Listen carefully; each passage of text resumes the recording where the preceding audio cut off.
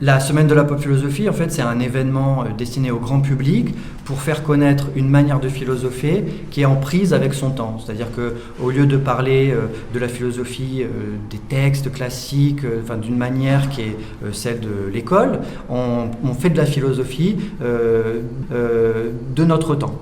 Donc là, cette semaine en 2021 est consacrée au thème de la connerie, justement parce que la connerie, c'est un des plus grands fléaux de notre temps. Alors déjà, la connerie, en fait, c'est un terme qu'on n'utilisait pas jusqu'à récemment. Donc il y a vraiment un nouveau vocabulaire qui est en train de se mettre en place. Et donc c'est intéressant de réunir des sociologues, des linguistes, des philosophes, des psychologues et même des archéologues pour essayer de savoir si la connerie a toujours été la même et quel est son sens aujourd'hui.